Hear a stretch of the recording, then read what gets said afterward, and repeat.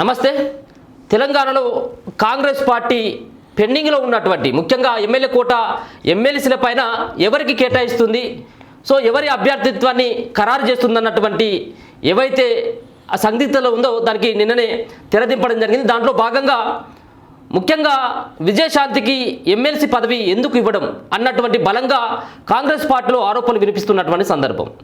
దాంతోపాటు మిగిలినటువంటి నామినేటెడ్ పదవులు దాదాపుగా కాంగ్రెస్ పార్టీ అధికారంలోకి వచ్చి 14-15 నెలలు పూర్తిగా వస్తూ ఉన్నటువంటి తరుణంలో ఇప్పటికి సైతం కూడా నామినేటెడ్ పదవులు పూర్తి చేయాలన్నటువంటి సిచ్యువేషన్లో కాంగ్రెస్ పార్టీ ఉంది.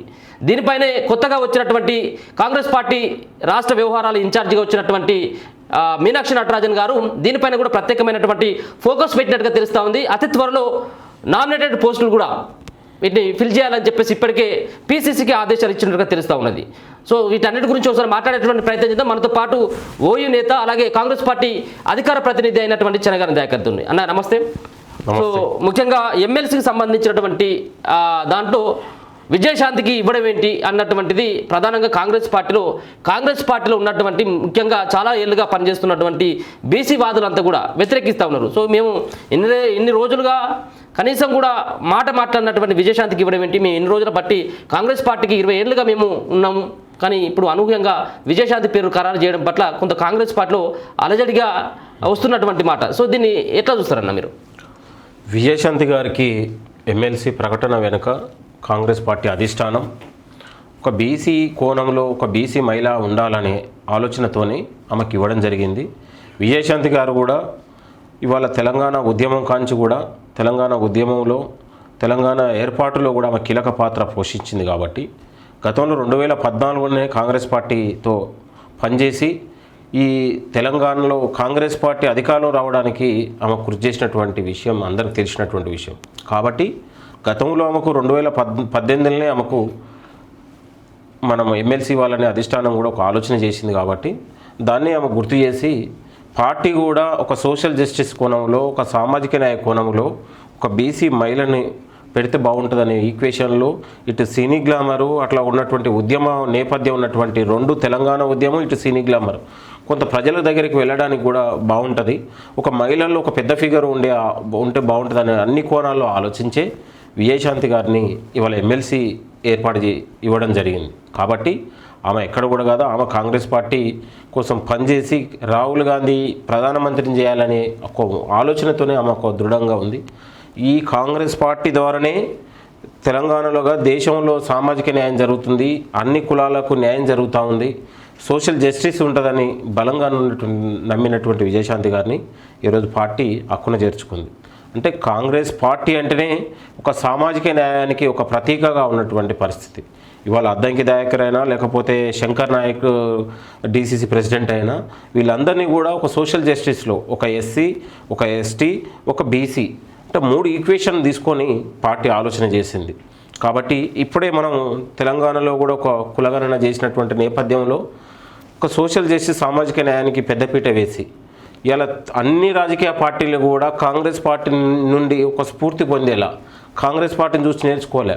ఒకవేళ కాంగ్రెస్ పార్టీని విమర్శించే వాళ్ళకు కూడా ఇది ఒక గుణపాఠం లాగా ఈరోజు కాంగ్రెస్ పార్టీ ఆలోచన చేయడం దాన్ని అందరూ కూడా అప్రిషియేట్ చేస్తూ ఉన్నారు.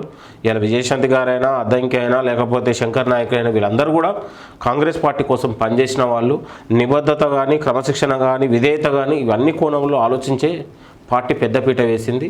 భవిష్యత్తులో కూడా ఈ ఈక్వేషన్ ఇలానే కొనసాగుతుంటుంది.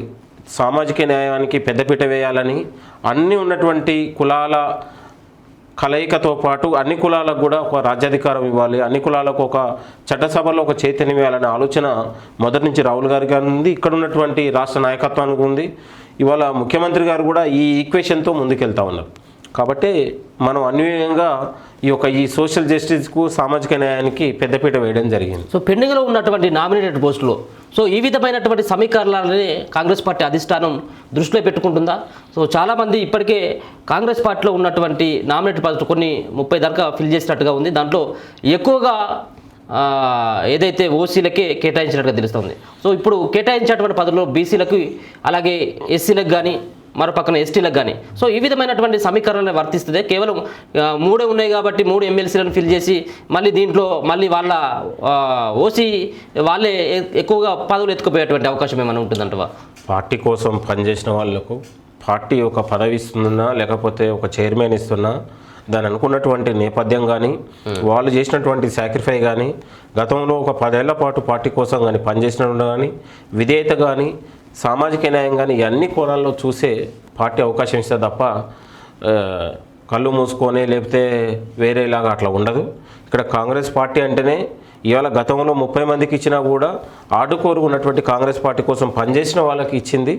భవిష్యత్తులో కూడా ఇంకా వచ్చే నామినేటెడ్ కానీ ఇంకా చైర్మన్ కానీ ఇంకొక బొగైరా కానీ పనిచేసే వాళ్లకు పార్టీ కోసం శ్రమించిన వాళ్లకు ఇలా ఒక 10 ఏళ్ల పాటు కాంగ్రెస్ పార్టీ కోసం కష్టపడ్డ వాళ్ళను గుర్తించి పార్టీ అవకాశం ఇస్తుందనే నమ్మకం విశ్వాసం ఉంది. కాబట్టి కాంగ్రెస్ పార్టీలో కష్టపడ్డ వాళ్ళకు ఇలాంటి ఫలితాలు వస్తాయి, ఇలాంటి అవకాశాలు వస్తాయడానికి తెలంగాణలో ఒక సంకేతం ఇచ్చింది. భవిష్యత్తులో ఇది ఉంటుంది. కాబట్టి కష్టపడే ప్రతి బిడ్డకు కష్టపడే ప్రతి కార్యకర్తకు భవిష్యత్తులో కాంగ్రెస్ పార్టీ ఎప్పుడు కూడా కడుపులో పెట్టుకుంటుంది, ఎవరికి అన్యాయం జరగదు అనడానికి ఇది ఒక సంకేతం. ఇది ఒక మాలాంటి వాళ్ళకు పనిచేసే వాళ్ళకు కూడా ఒక విశ్వాసం పెరిగింది పార్టీ పట్ల, పార్టీ యొక్క అధినాయకత్వం పట్ల ఒక నమ్మకం విశ్వాసం పెరిగింది. మరింత ఒక స్ఫూర్తి పొంది మరింత దీన్ని ఒక విశ్వాసం పొంది మేము పనిచేసే అవకాశాలు మాలాంటి వాళ్ళకు ఉత్సాహం ఉన్నాయి. కాబట్టి కాంగ్రెస్ పార్టీ అంటేనే ఒక సామాజిక న్యాయం, కాంగ్రెస్ పార్టీ అంటేనే కష్టపడ్డ వాళ్ళకు ఇవాళ కింది స్థాయిలో కార్యకర్త పనిచేసినా కూడా రేపు ఎమ్మెల్యే కావచ్చు, ఎంపీ కావచ్చు. ఇవాళ శంకర్ నాయక్ ఒక డీసీసీ మండల అధ్యక్షుడి నుంచి ఒక 2 సార్లు జడ్పీటీసీకి ఇట్లా పనిచేసుకుంటూ వచ్చింది. ఆయన కూడా ఊహించలేదు ఎమ్మెల్సీ వస్తుందని. అన్యూయంగా ఆయనకు అవకాశం వచ్చింది. ఇవాళ అద్దంకి దయాకర్ అయినా కూడా ఆయన ఒక 2 సార్లు టికెట్ ఇచ్చారు తుంగతుర్తిలో. ఆయన కూడా 2 సార్లు ఓడిపోయినా కూడా అరే పార్టీ కోసం పనిచేస్తూ ఉన్నాడు, ఒక ఫిగర్ ఉండాలి, నిబద్ధత విధేయత, ఇన్నిసార్లు అవకాశం ఈ ఈక్వేషన్లో ఉంటుంది. కాబట్టి పనిచేసే వాళ్ళకు ఎక్కడ కూడా అన్యాయం జరగదు. కాంగ్రెస్ పార్టీలో కాంగ్రెస్ పార్టీని నమ్ముకున్న వాళ్ళని, పార్టీ క్రమశిక్షణతో పనిచేసే వాళ్ళకు, విధేయత ఉన్న వాళ్ళకు ఎక్కడ కూడా అన్యాయం జరగదు. భవిష్యత్తులో మళ్ళీ అవకాశాలు వస్తూ ఉన్నాయి. భవిష్యత్తులో కూడా యువతకు పెద్దపీట వేసే అవకాశాలు కూడా కనపడతా ఉన్నాయి. మాలాంటి వాళ్ళకు రేపు భవిష్యత్తులో కూడా ఏదొచ్చినా కూడా మాలాంటి వాళ్ళకు కూడా అవకాశాలు తప్పకుండా వస్తాయనే విశ్వాసం ఉంది. అంటే నాయకులు కానీ, అధిష్టానం కానీ, లేకపోతే ఇక్కడ ఉన్నటువంటి పీసీసీ కానీ వీళ్ళు కూడా ఆ చొరవ, ఆ ప్రేమ, మాలాంటి వాళ్ళ ఎంకరేజ్మెంట్ కానీ, సహకారం కానీ ఇలాంటివి ఉన్నటువంటి అనేక కోణాలు ఉన్నది. కాబట్టి బయట కాంగ్రెస్ పార్టీని విమర్శించే వాళ్లకు ఈరోజు ఒక చెంపపెట్టు లాంటిది ఇది. భవిష్యత్తులో కూడా అట్లా ఉంటుంది. ఇవాళ కులగణన చేసి దేశంలో, రాష్ట్రంలోనే ఒక ఆదర్శమైన ఉన్నటువంటి ఇవాళ కులగణన చేసి అన్ని కులాలకు ఒక సామాజిక న్యాయం అందియాలి. ఇవాళ సోషల్ జస్టిస్ని ఏర్పాటు చేసినటువంటి తొలి అడుగు తెలంగాణలో పడడం, ఆ తెలంగాణ తొలి అడుగు పడడంతోనే ఇవాళ ఒక వీకర్ సెక్షన్ కూడా అవకాశాలు లభించడం అనేది ఇది గొప్ప అంశం, గొప్ప పరిణామం. ఇది ఒక చారిత్రాత్మక అంశం. భవిష్యత్తులో కూడా ఈ యొక్క సోషల్ జస్టిస్ని, ఈ సామాజిక న్యాయాన్ని పుణికిపుచ్చుకొని కాంగ్రెస్ పార్టీ ముందుకెళ్తూ ఉంది. ఇవాళ తెలంగాణలో అన్ని కులాల అభివృద్ధిని రాష్ట్ర అభివృద్ధిగా మనం చూస్తూ ఉన్నాం. కాబట్టి ఇవాళ 1 కోటి మంది మహిళల్ని ఇవాళ కాంగ్రెస్ ప్రభుత్వం, ముఖ్యమంత్రి గారు 1 కోటి మంది మహిళల్ని వాళ్ళని ఒక ఆర్థికంగా డెవలప్ చేయాలనే ఒక ఆలోచనతోని ఇవాళ రైస్ మిల్లులు కావచ్చు, పెట్రోల్ బంకులు కావచ్చు, వాళ్ళకు ఒక సహకారం ఉన్నటువంటి ప్రభుత్వం సహకారంతో ఇలా ముందుకెళ్తూ ఉంది. ఇవాళ రైతన్నలకు కూడా బీడుబడ్డ వాళ్ళ భూముల్ని ఇది తీసుకొని ఇవాళ ప్రభుత్వం ఒక సోలార్ కేంద్రాన్ని ఏర్పాటు చేసి వాళ్ళే ఉన్నటువంటి శక్తివంతులుగా, ఆర్థికవంతులుగా తయారు కావడానికి ప్రభుత్వం ఆలోచన చేస్తుందంటేనే ప్రభుత్వం ఎంత దూరదృష్టితోని, ఎంత ఉన్నటువంటి పేద వర్గాల పట్ల, పేద ఉన్నటువంటి వర్గాల్ని అభివృద్ధి చేయాలనే ఆలోచనతో ఎంత ముందుకెళ్తుందో మీరందరూ చూస్తూ ఉన్నారు. భవిష్యత్తులో కూడా తెలంగాణలో మరిన్ని మార్పులు జరగబోతూ ఉన్నాయి. తెలంగాణలో మరిన్ని అవకాశాలు రాబోతూ ఉన్నాయి. తెలంగాణలో ఇంకొక 20 ఏళ్ల పాటు తెలంగాణ అభివృద్ధి దిశను మార్చే విధంగా ఇటు యువత కావచ్చు, ఇటు రైతులు కావచ్చు, ఇటు మహిళలు కావచ్చు, అన్ని వర్గాల కలయికం చేసుకొని ఒక అభివృద్ధి దిశగా ఒక ప్లాన్ ప్రకారం ముందుకెళ్తుంది. ఇది చాలా అప్రిషియేట్ చేస్తూ ఉన్నాం మేము మన తొలి వేల ద్వారా. తెలంగాణలో ఎక్కడ కూడా ఏ పార్టీలో ఉండదు, మీ అందరికీ తెలుసు. కాంగ్రెస్ పార్టీలో ఉన్నట్టు స్వేచ్ఛ కానీ, డెమోక్రటిక్ కానీ ఎక్కడ ఉండదు. వాళ్ళకి ఉన్న భిన్న ఆలోచనలు పంచుకునేటువంటి స్వేచ్ఛ ఉంటుంది. అది కాంగ్రెస్ పార్టీ ద్వారానే ఉంటుంది. కాంగ్రెస్ పార్టీలో అవకాశాలు వస్తుంది. సో మీరు ఇన్ని చేస్తున్నప్పుడు కూడా ఇప్పటికి సైతం కూడా కాంగ్రెస్ పార్టీ అంటే ఒక రకంగా ప్రజల్లో ఒక రకమైనటువంటి అభిప్రాయం ఏర్పడ్డది. సో కాంగ్రెస్ పార్టీ వచ్చి ఏదో రాష్ట్రాన్ని ఉద్ధరిస్తుంది కావచ్చు అన్నటువంటి ఉద్దేశంతో కాంగ్రెస్ పార్టీకి అధికారం కట్టబెట్టిన తర్వాత సో కేసీఆర్కి అలాగే రేవంత్ రెడ్డికి పెద్ద తేడేం లేదన్నటువంటి అభిప్రాయాన్ని ప్రజలంతా వ్యక్తం చేస్తున్నారు. ఎందుకోసం అని మీరేమో చెప్తున్నటువంటి బడ్జెట్ కావచ్చు, మహిళలను ఆర్థికంగా నిలదొక్కునేటువంటి దాంట్లో వాళ్ళని ముందు వరుసలో నిలబెట్టడం కావచ్చు, ఇవన్నీ మీరు చేస్తున్నామని చెప్పేసి చెప్తున్నప్పుడు కూడా ఎందుకు ప్రజల నుంచి ఆ విధమైనటువంటి వ్యతిరేకత వ్యక్తం అవుతున్నారు? ప్రజల్లో ఒక అద్భుతమైన స్పందన ఉంది. ఇవాళ బీఆర్ఎస్ బీజేపీలు కల్పిస్తున్న ప్రచారమే మేము దాన్ని కులమానంగా తీసుకొని దాని ప్రచారాన్ని మేము తిప్పికొడతాం. ఇవాళ ప్రజలలో ఇవాళ రైతుల విషయంలో, మహిళల విషయంలో, నిరుద్యోగ విషయంలో ఇవాళ ప్రభుత్వం వచ్చిన తర్వాత ఎంత చేంజ్ కనబడ్డది, ఎంత మన అవకాశాలు ఇవ్వగలనో మీ అందరికీ తెలుసు. ఇవాళ ఒక ఏడాదిని 54,000 ఉద్యోగాలు ఇచ్చినాం. ఈరోజే గ్రూప్ 1 ఫలితాలు కూడా మనం రిలీజ్ చేయగలిగినాం. అరే గత ప్రభుత్వాలు చేయలేని ఇలా కాంగ్రెస్ ప్రభుత్వం చేసింది కదా. ఇంతకంటే అవకాశం గత ప్రభుత్వంలో మహిళల్ని ఎక్కడ కూడా పట్టించుకునే సందర్భం లేదు. ఇవాళ 1 కోటి మంది మహిళల్ని మనం వాళ్ళని ఆర్థికంగా వాళ్ళకున్నటువంటి అనేక క్యాంటీన్ల విషయంలో కావచ్చు, పెట్రోల్ బంకుల విషయంలో కావచ్చు, ఇవన్నీ ఎందుకు ఏర్పాటు చేస్తుందంటే మహిళల్ని ఆర్థికంగా తీర్చిదిద్దినప్పుడే దేశం అభివృద్ధి అవుతుంది అనేది మనం నమ్మినటువంటిది. కాబట్టి తెలంగాణలో దేశంలో ఎక్కడ లేని విధంగా తెలంగాణలో తొలి అడుగుపడ్డది. కాబట్టి వాళ్ళకు అన్ని రకాలుగా ప్రభుత్వం ప్రోత్సాహం ఇచ్చి శక్తిమంతులు తయారు చేయాలని ఆలోచన. మీరు గతంలో కేసీఆర్ ఇవాళ కవిత కూడా ఒక ప్రెస్ మీట్ పెట్టింది. 4 లక్షల కోట్ల రూపాయలు అప్పులు చేసినా కూడా మేము 2 లక్షల కోట్లకు సంక్షేమ పథకాలు పెట్టినాం, 90,000 కాళేశ్వరాన్ని పెట్టాం, ఇంకో ప్రాజెక్టులు అభివృద్ధి చేసినాం. ఇవాళ మేము చేసినటువంటి సంపద 50 లక్షలకు పెరిగిందని. 50 లక్షలు పెరిగినప్పుడు తెలంగాణలో ఎందుకు పేదరికం ఉంది? మీరు 10 ఏళ్ళు ఉన్నప్పుడు ఎందుకు రేషన్ కార్డు వేయలేదు, ఇల్లు ఎందుకు ఇవ్వలేదు, ఎందుకు ఈ అవినీతి ఎందుకు జరిగింది, ప్రాజెక్టులలో ఎందుకు కుంగిపోయినాయి, ఎందుకు అవినీతి జరిగింది? ఒక్కొక్క ప్రాజెక్టులలో రీడిజైనింగ్ పేరు మీద మీరు 100 కోట్ల రూపాయలు స్కామ్లు ఎందుకు చేశారు? ఎందుకు తెలంగాణలో ఎందుకు ఇంత పేదరికం ఉంటుంది? ఎందుకు అన్నదాత రైతు ఆత్మహత్యలు చేసుకున్నారు? ఎందుకు నిరుద్యోగులు ఆత్మహత్య చేసుకున్నారు? మీరు 50 లక్షల కోట్ల సంపదే సృష్టిస్తే తెలంగాణలో ఎందుకు ఇట్లా అధ్వానంగా తగలబడ్డది? ఎందుకు ఇట్లా ఉన్నటువంటి వలకాడు అయిపోయింది మీరు చేసిన నిర్వాహకం వల్ల? ఎందుకు మీరు కట్టినటువంటి సెక్రటరియట్లో 1,500 కోట్లతోని వ్యాయామం పెరిగి ఎందుకు ఈరోజు పెచ్చులు ఇచ్చిపోతా ఉంది? ఎందుకు అమరవీరుల స్మారకంలో ఎందుకు అవినీతి జరిగింది? పక్కన ఉన్నటువంటి కాళేశ్వరంలో ఎందుకు అవినీతి జరిగింది? మిషన్ భగీరథలో ఎందుకు జరిగింది? ఈ అవినీతి మీద ప్రశ్నించినందుకే కదా వాళ్ళు కాంగ్రెస్ ఇట్లా చేస్తున్నా అట్లా చేస్తుందని. మీ తప్పుల గురించే కదా మేము అనేది. ప్రభుత్వం మీరు 10 ఏళ్ల పాటు ఉండి ఎంత వల్లకాటు జరిగిందో, ఎంత అవినీతి జరిగింది అనేది రోజుకో పుట్టల్లా బయటకు వస్తున్నాయి కదా. రహదారులకు, పెట్రోల్ బంకులకు మీరు రైతు బంద్ చేసి మేము రైతులకు మేము చేసినామంటే ఎట్లా నేను అనేది. సో అవన్నీ లోపాలని చెప్పేసి చెప్తున్నటువంటి కాంగ్రెస్ పార్టీ పట్ల అయినప్పటికీ కూడా సో కేసీఆర్ చేసినటువంటి మీరు పెచ్చులు ఊడిచిపోయినాయి కావచ్చు, లేకపోతే కాళేశ్వరం అవినీతి, మీరు చెప్పినటువంటి మాటలను విశ్వసించట్లేదు. దానికి ఉదాహరణ చెప్తా ఉంటాయి. ఇప్పుడు మీరు ఇందాక అన్నట్టుగా 50,000 పైన ఉన్నటువంటి ఉద్యోగాలను మేము ఇవ్వడం జరిగింది అని చెప్పేసి. సో గ్రాడ్యుయేట్స్ అయితే కూడా మన జరిగినటువంటి ఎన్నికల్లో కాంగ్రెస్ పార్టీకి కరుగాల్సి వాత పెట్టిండ్రు. సో అది సిట్టింగ్ స్థానం మీకు. దాన్ని బట్టి మీరు ఏమంటే అర్థం చేసుకోవచ్చు. ప్రజల్లో ఎవరైతే ఎన్నికల్లో బీజేపీ భుజాల మీద ఇవాళ బీఆర్ఎస్ పార్టీ ఇలా యుద్ధం చేసినటువంటి పరిస్థితి. స్వదాగా ఒక అభ్యర్థిని పెట్టుకోలేని దశలో బీఆర్ఎస్ పార్టీ ఉంది. ఇవాళ ప్రత్యక్షంగా పరోక్షంగా నిజంగా నువ్వు సపోర్ట్ చేస్తుంటే, ఇవాళ నువ్వు బీజేపీకి సపోర్ట్ చేయకపోతే ఇవాళ ప్రసన్న హరికృష్ణ లాంటి వాళ్ళు గెలుస్తుంటే, ఇవాళ మీరు సపోర్ట్ చేయబట్టే కదా బీజేపీ అభ్యర్థి గెలిచింది. రేపు ఒకవేళ బీజేపీ బీఆర్ఎస్ పార్టీ రెండు కలిసి పోటీ చేస్తే మేము ఓడిపోయడానికి సిద్ధం ఉన్నామని చెప్పేసి ఒప్పుకుంటున్నారు. తెలంగాణలో మీరు వాళ్ళ తట్టుకోవాలి కదా, మీరు అధికారంలో. ఈ అనైతిక కూటమి, అవినీతి కూటమిని ప్రజలు క్షమించరు, ప్రజలు విశ్వసించరు. తెలంగాణలో మెజార్టీ వర్గాలు కాంగ్రెస్తోనే ఉన్నాయి. ఇవాళ అన్ని సోషల్ జస్టిస్ కావచ్చు, ఎస్సీ ఎస్టీ బీసీలు కావచ్చు, మహిళలు కావచ్చు, నిరుద్యోగులు కావచ్చు, రేపు భవిష్యత్తులో కూడా కాంగ్రెస్ పార్టీతోనే ఉంటారు. మనం మహిళల అభివృద్ధికి పెద్దపీట వేస్తా ఉన్నాం, నిరుద్యోగుల భవిష్యత్తుకు పెద్దపీట వేస్తా ఉన్నాం. వీళ్ళు 10 ఏళ్ళు పాలించిన వాళ్ళు నిరుద్యోగుల భవిష్యత్తు గురించి ఎందుకు ఆలోచించలేదు? ఎందుకు వేలాది మంది ఆత్మహత్యలు చేసుకున్నారు? మీరు 4,32,000 కోట్ల రూపాయలు అప్పులు తీసుకొచ్చి చేస్తే ఎందుకు నిరుద్యోగం మీద ఎందుకు మీరు ఖర్చు పెట్టలేకపోయారు? విద్య ఎందుకు ఖర్చు పెట్టలేకపోయారు? ఎందుకు ప్రభుత్వ స్కూళ్ళ రేషనలైజ్ పెరిమిట 4,000 3,000 స్కూళ్ళని ఎందుకు మూసేశారు? కార్పొరేట్ విద్యకి ఎందుకు పెద్దపీట వేశారు? నేను అనేది డీమ్డ్ యూనివర్సిటీలకు పెద్దపీట వేశారు. కనీసం సర్కారు యూనివర్సిటీని కనీసం మీరు రిక్రూట్మెంట్ అయినా చేయగలిగారా? మీరు చేసిన అభివృద్ధి ఏంటో కవితకు నేను సవాల్ విస్తూ ఉన్నాను. ఏం అభివృద్ధి చేశారు మీరు చెప్పండి? ఇవాళ కాంగ్రెస్ పార్టీ వచ్చిన తర్వాతనే ఇంటిగ్రేటెడ్ స్కూల్ అని పెట్టింది, స్కిల్ యూనివర్సిటీ పెట్టింది, ఇవాళ స్పోర్ట్స్ యూనివర్సిటీ పెట్టింది, తెలంగాణలో ఉన్నటువంటి అన్ని ప్రభుత్వ యూనివర్సిటీలకు నిధులు ఇచ్చింది, రేపు భవిష్యత్తు నియామకాలు చేయబోతా ఉంది, మొన్ననే వీసీలు నియమించింది. అన్ని కోణాలలో ప్రభుత్వం దృష్టికి ఏ అవకాశం వచ్చినా, ఏ సమస్య వచ్చినా వెంటనే ఒక పరిష్కారం దిశగా దాని యొక్క సాధ్యాన్ని చూసి ఇమీడియట్లీ దాన్ని అవసరాన్ని బట్టి దాన్ని ఇమ్మీడియట్లీ పరిష్కారం అవుతూ ఉన్నాయి. గతంలో ఈ పరిస్థితి లేకుండే కదా, ఒక సామాన్యుడు వచ్చి కూడా ముఖ్యమంత్రి దగ్గర కూర్చొని మాట్లాడి విషయాన్ని వినే పరిస్థితి ఉంది. గతంలో ఆనవాయితీ లేదు కదా అని అంటున్నాను. ఎందుకు మీరు చేంజ్ చేసి ఎందుకు కనపడట్లేదు? ఒక మహిళల్లో రవాణా ఉచిత ప్రయాణం ఇస్తే కూడా అదే మీరు అభివృద్ధి కోణంలో మహిళలకి ఇవాళ ఉపయోగం జరగట్లేదు అని అనేది. ఎంత నిర్భేద ప్రజలు ఉన్నటువంటి ఇవాళ దాన్ని యూటిలైజ్ చేసుకుంటూ ఉన్నారు. దాదాపు మీరు ఆలోచన చేయండి. ఎందుకు నేను అనేది ఇవాళ రైతు రుణమాఫీ కావచ్చు, రైతు బంధు కావచ్చు, రైతు భరోసా కావచ్చు, ఇవాళ ఈ కోణంలో మీరు ఎందుకు ఆలోచించట్లేదు? మీరు చెప్పుకోవట్లేదా? ఎందుకు చెప్పుకోవట్లేదు నేను అనేది? కాంగ్రెస్ పార్టీ ఒక ఆలోచన చేసింది, లబ్ధిదారులో ఉంది, రైతుల పట్ల ఉంది, విశ్వాసం ఉంది, ఇవాళ మహిళల్లో ఉంది, నిరుద్యోగులలో ఉంది.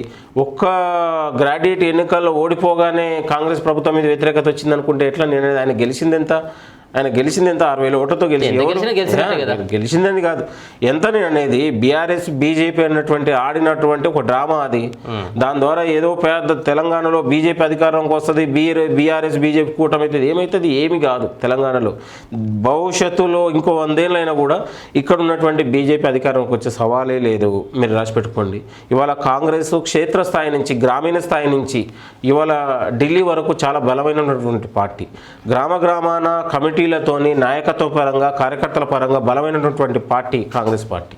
మీరు గుర్తుపెట్టు, అధికారం ఉన్నా లేకపోయినా ఇది ప్రజల కోసం తప్పించే పార్టీ, ప్రజల అభివృద్ధి కోసం తప్పించే ఉన్నటువంటి పార్టీ తప్ప దీన్ని శంకించాల్సిన అవసరం లేదు. మనం గుర్తుపెట్టు. సో కొత్తగా వచ్చినటువంటి మీనాక్షి నటరాజన్ గారు, సో ఆమె పనితీరు పట్ల ఏ విధంగా మీరు చెప్పమంటే ఏ విధంగా చెప్పగలుగుతారు? గతంలో ఉన్నటువంటి చాలా ఆరోపణలు వచ్చినటువంటి, ఎవరు వచ్చినప్పటికీ కూడా ఇన్ఛార్జీలు వాళ్ళపైన చాలా రకాలైనటువంటి ఆరోపణలు వచ్చేటప్పుడు ఒక రకంగా, పోయేటప్పుడు ఇంకొక రకంగా ఉండేటువంటి తీరుగా వాళ్ళ ఇన్ఛార్జీల యొక్క వాళ్ళకు సంబంధించినటువంటి ఆధ్వర్యంలో పనిచేయాల్సినటువంటి పరిస్థితి. సో ఇప్పుడు వచ్చినటువంటి మీనాక్షి నటరాజన్ గారి, సో ఆమె సంబంధించినటువంటి పనితీరు పట్ల ఏ విధమైనటువంటి? మీనాక్షి నటరాజన్ గారు ఒక డెడికేటెడ్ పర్సన్, ఒక చాలా కమిట్మెంట్ ఉన్నటువంటి పర్సన్.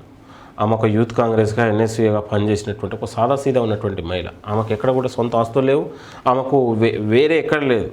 ఒక 2 జతల బట్టలు ఉంటే చాలు. ఆమెకు సిద్ధాంతాన్ని నమ్మినటువంటి గాంధేయవాది, నిజమైన గాంధేయవాది ఆమె. కాబట్టి ఈ దేశంలో, ఈ రాష్ట్రంలో ఆమె ఎక్కడ పనిచేసినా రాష్ట్రంలో ఒక కాంగ్రెస్ యొక్క సిద్ధాంతాన్ని బలపరిచే పార్టీ ఆమె, ఒక నాయకురాలు. కాబట్టి ఆమె చాలా స్ట్రిక్ట్ ఉంటుంది ప్రతి అంశంలో, చాలా కమిట్మెంట్ ఉన్నటువంటి పర్సన్. ఆమెను చూసి మనందరం కూడా ఒక స్ఫూర్తి పొందాల్సిన అవసరం. ఇప్పుడు ఆమె కోరుకుంటే విమానంలో తిరగవచ్చు, ఆమె కోరుకుంటే ఎక్కడైనా కూడా లగ్జరీ జీవితాలు అనుభవించవచ్చు, ఎక్కడ అవకాశాలు. కానీ ఎక్కడ కూడా అలాంటి అవకాశం ఉండదు. ఆమె నుంచి మనం గాంధీ నుంచి ఆమె ఒక స్ఫూర్తి పొందినటువంటి నాయకురాలు, కాంగ్రెస్ పార్టీ నుంచి స్ఫూర్తి పొందినటువంటి నాయకురాలు. కాబట్టి ఇవాళ క్షేత్రస్థాయిలో కార్యకర్త నుంచి ప్రెసిడెంట్ వరకు ప్రతి ఉన్నటువంటి క్షుణ్ణంగా ఆలోచించి కష్టపడే వాళ్ళకు న్యాయం జరగాలి, పార్టీ కార్యకర్తకు అండగా ఉండాలి, భరోసాని ఇవ్వాలి అనే ఆలోచనతో నిర్మాణపరాన్ని, కాంగ్రెస్ పార్టీ నిర్మాణాన్ని డెవలప్ చేయాలి, ఐడియాలజీని డెవలప్ చేయాలి అనే తప్పిస్తున్నటువంటి మీనాక్షి నటరాజన్ గారు the great leader, great intellectual, మంచి ఐడియాలజీ ఉన్నటువంటి పర్సన్. తెలంగాణకు ఆమె రావడం కూడా ఒక మంచి పరిణామం కూడా మనం అందరం కూడా భావించాలి. ఎందుకంటే గతంలో చాలా రకాలుగా అని మనం పట్టించుకోవాల్సిన అవసరం లేదు. ఈమె ఒక డెడికేటెడ్ పర్సన్, పార్టీని అభివృద్ధి చేయడానికి వచ్చింది. పార్టీలో ఉన్నటువంటి మాలాంటి వాళ్ళని ఎవరైతే కష్టపడుతారో వాళ్ళకి పదవులు ఇచ్చే విషయంలో కావచ్చు, ఇంకో విషయంలో కావచ్చు, కష్టపడే వాళ్ళకి అన్యాయం జరగకూడదు అనేది ఇవాళ ఇంకా కొత్త తరాన్ని ఆమె ఎంకరేజ్ చేసే పర్సన్. కాబట్టి యూత్ కాంగ్రెస్, ఎన్ఎస్యూగా విద్యార్థి నాయకురాలు వచ్చింది కాబట్టి కార్యకర్త బాధలు తెలుసు. కాబట్టి ఆమెకు కార్యకర్త యొక్క ఏ సమస్య ఉన్నా ఆమె నేరుగా కూడా మాట్లాడే పర్సన్. కాబట్టి ఒక సాదాసీదా వ్యక్తిని తెలంగాణకు వచ్చి ఆమె ఒక నిరాడంబతను కూడా మనందరూ కూడా యువత కూడా స్ఫూర్తి పొందాల్సిన అవసరం ఉంది. కాబట్టి తెలంగాణలో మంచి పరిణామం. భవిష్యత్తులో ఇంకొక 10 ఏళ్ళు 20 ఏళ్ళు కాంగ్రెస్ పార్టీ క్షేత్రస్థాయిలో బలంగా ఉండడానికి, మళ్ళీ ఉన్నటువంటి మన యొక్క కాంగ్రెస్ ప్రభుత్వ పథకాలని ప్రజల్లో తీసుకెళ్ళడానికి, మాలాంటి వాళ్ళని సంసిద్ధం చేయడానికి ఆమె లాంటి ఐడియాలజీ పనిచేస్తుంది కూడా. తెలంగాణ మళ్ళీ ఒక భవిష్యత్తులో వచ్చే ఎన్నికలకు కూడా ఇవాళ కార్యకర్తలను కానీ, యూత్ను కానీ, క్యాడర్ని కానీ ఆమె ఒక సమాయత్తం చేసి ఒక మంచి బూస్టింగ్ ఇచ్చి మన పథకాలు, మన ఐడియాలజీని ప్రజల్లోకి తీసుకెళ్ళి మళ్ళీ ఒక కాంగ్రెస్ పార్టీ అధికారం తీసుకొచ్చి కేంద్రంలో మళ్ళీ వచ్చే రాష్ట్రంలో కూడా మనం ఒక బలంగా అధికారంలో ఉండి ఈ యొక్క అభివృద్ధి చేసుకోవాలనే ఆలోచనతో ఆమె ఉన్నటువంటి నమ్మిన సిద్ధాంతం. సో రానున్నటువంటి మళ్ళీ 10 ఏళ్ల పాటు కూడా కాంగ్రెస్ పార్టీ అధికారంలోకి వస్తుందని చెప్తూ ఉన్నటువంటి మీరు, ఒక పక్కన కాంగ్రెస్ పార్టీలో ఇక అధికారంలోకే రాదు కావచ్చు, ఉన్నప్పుడే కమిషన్ల కోసమో లేకపోతే మిగతా వాటికి సర్దిదిద్దుకోవాలి ఆర్థికంగా అన్నటువంటి ఉద్దేశంతో మంత్రులు పనిచేస్తున్నట్టుగా తెలుస్తూ ఉంది. దానికోసం ఉదాహరణ మొన్న జరిగినటువంటి సెక్రటేరియట్లో కాంట్రాక్టర్లకు సంబంధించినటువంటి వాళ్ళ బిల్లులకు సంబంధించిన విషయంలో స్వయంగా కాంట్రాక్టర్లే ఆరోపిస్తున్నటువంటి పరిస్థితి. 20% ఇస్తేనే కమిషన్ మేము బిల్లు క్లియర్ చేస్తామన్నటువంటి ఆరోపణలు బలంగా వినబడతా ఉన్నాయి. ఇది ఒకసారి కాదు, చాలా సందర్భాల్లో వినపడడం జరిగింది. దీనికి బీజేపీ పార్టీకి సంబంధించినటువంటి ఎమ్మెల్యేలు సైతం కూడా దీనిపైన ప్రత్యేకంగా కూడా you tax, be tax, P tax, so ఇట్లా రకరకాలైనటువంటి వ్యాఖ్యలు కూడా వాళ్ళు చేయడం జరిగింది. ఏంటి అసలు ఈ ట్యాక్స్లు ఏంటి, ఒక పక్కన కమిషన్లు ఏంటి? సో కమిషన్లు వసూలు చేయడానికి ఒక పక్కన సెక్రటేరియట్లోనే ధర్నా చేసేటువంటి పరిస్థితికి ఇలా కాంగ్రెస్ పార్టీ 15 నెలల కాలంలోనే ఈ పరిస్థితికి ఎందుకు వచ్చిందని అనుకోవచ్చు. ఇప్పుడు ఇవాళ కాంగ్రెస్ ప్రభుత్వం పైన మంత్రుల పైన ఎవరైతే ఆరోపణలు చేశారో ఆరోపణలు చేసే వాళ్ళు ఆధారాలతో బయటకు తీసుకురండి. ఉత్త గాలివాటం లాగా ఏదో గుడ్డగాల్చి మీద వేస్తే ఏదో పిచ్చి ప్రకటనలు పిచ్చి ఆరోపణలు చేస్తే ఇక్కడ ఎవరు కూడా దాన్ని తిప్పి కొడుతుంటారు. జనరల్గా మొన్న వచ్చినటువంటి సెక్రటరియట్లో కాంట్రాక్టర్లు ఈరోజు కాంగ్రెస్ ప్రభుత్వం సమస్య కాదని బీఆర్ఎస్ ప్రభుత్వంలో చేసినటువంటి కాంట్రాక్టర్లు ఆనాడు బిల్లులు రాకనే వాళ్ళు ఇబ్బంది పడి ఇవాళ కాంగ్రెస్ ప్రభుత్వం వచ్చిన తర్వాత మా బిల్లులు చెల్లించండి అని గౌరవంగా మాట్లాడారు తప్ప ఎక్కడ కూడా కమిషన్ తీసుకొని మా బిల్లులు రావట్లేదని కాదు. మా యొక్క న్యాయబద్ధంగా రావాల్సిన మేము గత ప్రభుత్వంలో ఇబ్బంది పడ్డామని వాళ్ళు ఒక రిక్వెస్ట్ ద్వారా వచ్చారు తప్ప ఇక్కడ కాదు. ప్రభుత్వంలో ఎక్కడ కూడా అవినీతి లేదు, ఎక్కడ కూడా ఏది లేదు. అవినీతి రహిత పాలనగా ఒక ప్రజలకు ఒక మంచి పాలన అందించాలనే ఉద్దేశంతో వాళ్ళ గౌరవ ముఖ్యమంత్రి గారు కానీ మంత్రులు కానీ నిరంతరం ప్రజాక్షేత్రంలో ఉండి ప్రజల సమస్యలు వింటున్నదో తప్ప ఇవాళ బీఆర్ఎస్ పార్టీ బీజేపీ పార్టీలు ఇవాళ మంత్రుల పైన ముఖ్యమంత్రి గారి పైన అవినీతి ఆరోపణలు చేస్తూ రకరకాలుగా గుడ్డగాల్చి మీదేస్తూ అంటే ఎక్కడ కూడా ఆధారాలు లేకని వ్యాఖ్యలు చేసి ఏదో అనుకుంటే వాళ్ళ అజ్ఞానానికి ఇది నిదర్శనం. ఇవాళ కాంగ్రెస్ మంత్రుల పైన వ్యాఖ్యలు చేసే మహేష్ రెడ్డికైనా ఇంకోరికైనా మేము సవాల్ ఇస్తా ఉన్నాం. మీకు నిజంగా చిత్తశుద్ధి ఉంటే ఆధారాలు బయట పెట్టి తప్ప ఆధారాలు లేకుండా ఆరోపణలు చేస్తే ఖబర్దారని కూడా నేను మహేష్ రెడ్డి లాంటి వాళ్ళకి హెచ్చరిక చేస్తున్నాను.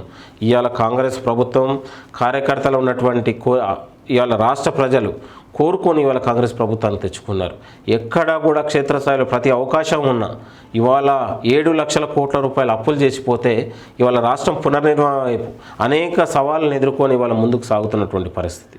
కాబట్టి ప్రతి పైసా పోగు చేసి ప్రతి ఒక్క ఉన్నటువంటి ఏమన్నారుగా ప్రతి చుక్కని దాచి ఇవాళ ప్రజల కోసం వెచ్చిస్తూ ఉంది, ప్రజల కోసం కష్టపడతా ఉంది. తెలంగాణలో భవిష్యత్తులో యువత భవిష్యత్తు ఉన్నటువంటి రైతన్నల భవిష్యత్తు మహిళల భవిష్యత్తు కోసం ఒక తపిస్తున్నటువంటి ప్రభుత్వం ఇది. కాబట్టి భవిష్యత్ తరాలకు ఈ తెలంగాణ కావచ్చు హైదరాబాద్ లాంటి ఒక ఉపాధి కేంద్రంగా లేకపోతే ఒక దీన్ని ఒక ప్రపంచమే ఆకర్షించుకునేలా ఈ యొక్క హైదరాబాద్ను డెవలప్ చేయాలి, తెలంగాణను డెవలప్ చేయాలి, ఒక రోల్ మోడల్గా ఉండాలనే ఆలోచనతో తప్పిస్తున్నటువంటి ప్రభుత్వం ఇది. ఈ ప్రభుత్వం పైన ఓర్వలేని బీఆర్ఎస్ బీజేపీ పార్టీలు రోజు ఇదే పని. ఇవాళ మిగతా ఒక పత్రికలో ఒక రకంగా వస్తుంది, మిగతా నమస్తే తెలంగాణలో టీ న్యూస్లో ఒక రకంగా మాట్లాడుతూ ఉంటాం. కాబట్టి వాళ్ళకు చిత్తశుద్ధి లేదు, వాళ్ళకు నిబద్ధత లేదు. కాబట్టి వాళ్ళు ప్రజలు తిరస్కరించినటువంటి ఆ పార్టీలు ఇవాళ కాంగ్రెస్ ప్రభుత్వం పైన కాంగ్రెస్ పార్టీ పైన మాట్లాడుతూ ఉన్నారు. అలాంటి పార్టీలకు ఎక్కడ కూడా స్థానమే లేదు. తెలంగాణలో ప్రజలు మా వైపే ఉన్నారు, ప్రజల కోసం ప్రభుత్వం ఉంది ఇది. ఓకే, చివరిగా నామినేటెడ్ పదవులకు సంబంధించినటువంటి విషయంలో సో ఇప్పటివరకు పూర్తి స్థాయిలో ఫీల్ అయ్యేటువంటి అవకాశం ఉంది. కాంగ్రెస్ పార్టీ మీనాక్షి నటరాజన్ గారు వచ్చిన తర్వాత అనేక ఉన్నటువంటి సమీక్షలు కావచ్చు, ఇక ఉన్నటువంటి అన్నీ వాళ్ళు మాట్లాడుకొని ఎవరైతే పార్టీ కోసం పార్టీ కష్టకాలంలో నుండి పనిచేశారో ఆ కష్టకాలంలో పనిచేసినటువంటి కార్యకర్తలకు అవకాశం ఇవ్వాలనే ఆలోచనతో క్షేత్రస్థాయిలో వాళ్ళు ఆలోచన చేస్తూ ఉన్నారు. ఖచ్చితంగా పార్టీ కోసం కష్టపడ్డ వాళ్ళకి న్యాయం జరుగుతుంది, అన్యాయం జరగదనడానికే ఈరోజు ఇచ్చినటువంటి ఎమ్మెల్సీల నిదర్శనం. భవిష్యత్తులో కూడా ప్రతి అంశంలో పార్టీ కానీ రేపు నామినేటెడ్ల విషయంలో మాలాంటి వాళ్ళకు యువతకు కానీ అందరికి కూడా భవిష్యత్తులో న్యాయం జరుగుతుంది. కష్టపడ్డ ఏ బిడ్డకు కూడా అన్యాయం జరగదు కాంగ్రెస్ పార్టీలో అనేదానికి మాకు ఒక విశ్వాసం ఉంది. ఒక విశ్వాసంతో పార్టీ మీద నమ్మకం, నాయకుల మీద నమ్మకంతో పార్టీ పార్టీ సిద్ధాంతాన్ని నమ్ముకొని మేము ముందుకెళ్తాం. Okay, thank you so much. మొత్తానికి ఇది ఏదైతే పార్టీ కోసం కష్టపడ్డటువంటి వ్యక్తులు ఖచ్చితంగా కూడా పదవులు దక్కుతాయి అన్నటువంటి అభిప్రాయాన్ని చెనగాని వ్యక్తం చేయడంతో పాటు మరో పక్కన ఎమ్మెల్సీ సంబంధించిన విషయంలో విజయశాంతికి సంబంధించిన విషయం రకరకాలైనటువంటి ప్రచారం సాగుతున్నటువంటి సందర్భంలో ఖచ్చితంగా ఒక మహిళకు అవకాశం ఇవ్వాలి, అది కూడా బీసీ సామాజిక వర్గానికి సంబంధించినటువంటి విజయశాంతి కనుక పార్టీ కొంత ప్రయారిటీ ఇచ్చినట్టయితే రానున్నటువంటి భవిష్యత్తులో ఖచ్చితంగా కాంగ్రెస్ పార్టీ పట్ల మహిళల్లో సైతం కూడా విశ్వాసం ఖచ్చితంగా కలుగుతుందన్నటువంటి అభిప్రాయాన్ని చెనగాని గారు అయితే వ్యక్తం చేస్తూ ఉన్నారు. చూస్తూనే ఉండండి మన తొలి వెలుగు.